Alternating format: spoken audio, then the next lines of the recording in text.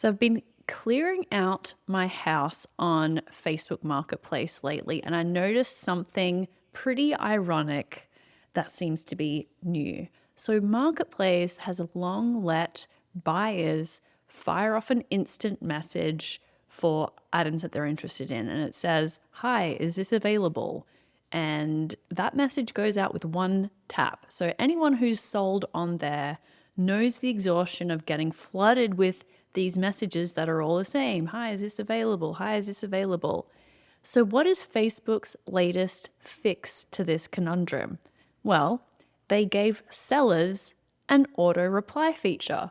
Now, my automated responses answer buyers' automated inquiries all natively in the platform. So, Facebook created this problem, then solved it by automating both sides of the conversation.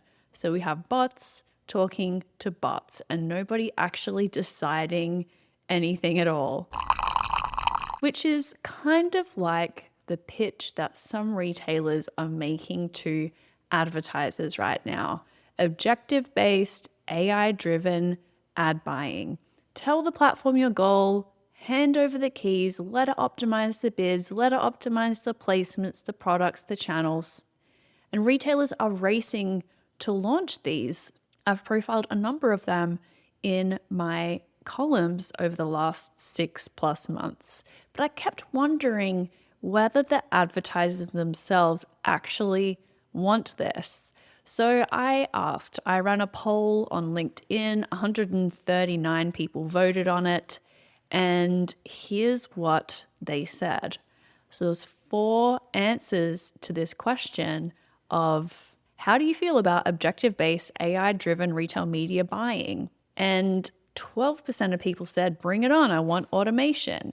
41% of people said, interested if it's transparent. 37% said, skeptical, I want control. And 10% said, hard pass.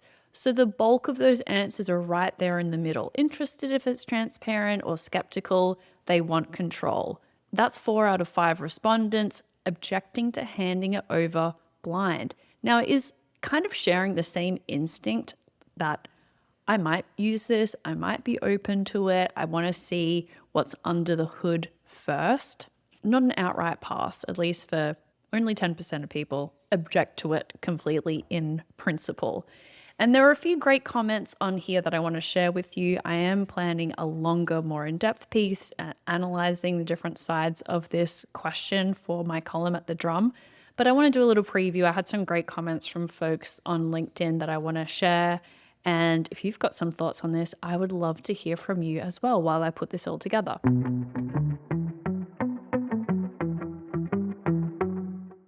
The agentic AI revolution is here, and the competitive edge belongs to those who move faster than disruption itself.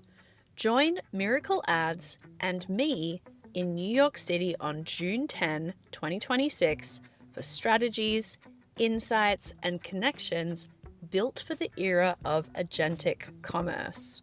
Discovery is shifting, media economics are following, and the brands and retailers who figure out what comes next won't be the ones who wait. They'll be the ones already moving. Join me at the Miracle Summit in New York City on June 10. Link to register in the show notes. So the first comment was from Corey Buller, who is the Senior Director of Commerce Media at Dentsu, and he said that this was the vendor Epsilon's entire offsite targeting strategy across their retail media partners, and it always performed badly on incrementality.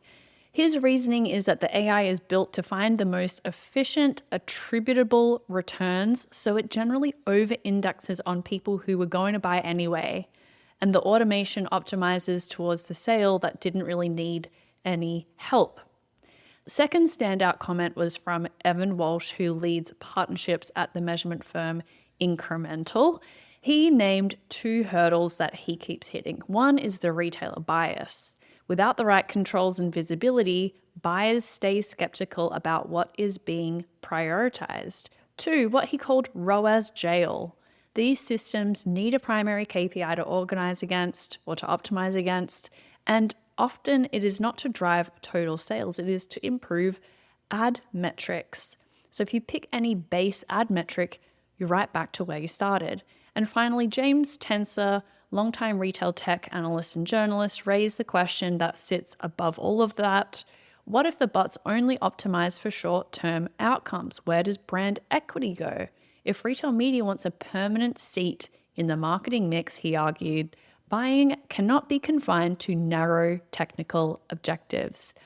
So the resistance, at least from these folks who took the time to comment, is less about whether the machine can do the job. There didn't seem to be a lot of doubt as to the technical capability of these algorithmic buying models, but it's more about whether you can see what it's doing, and above all, a concern that advertisers might be pulled in to optimize something that shouldn't be optimized at the expense of everything else. So like I said, I'm chewing on this one a little bit for a longer piece that I'm planning. I shared these poll results with the head of Chewy's ad business in an interview last week, and he had some great comments to make. So a lot more on that soon. My question to you is, when we automate both sides of the transaction, are we removing the friction or are we just removing ourselves? Thanks for listening. I'll catch you tomorrow.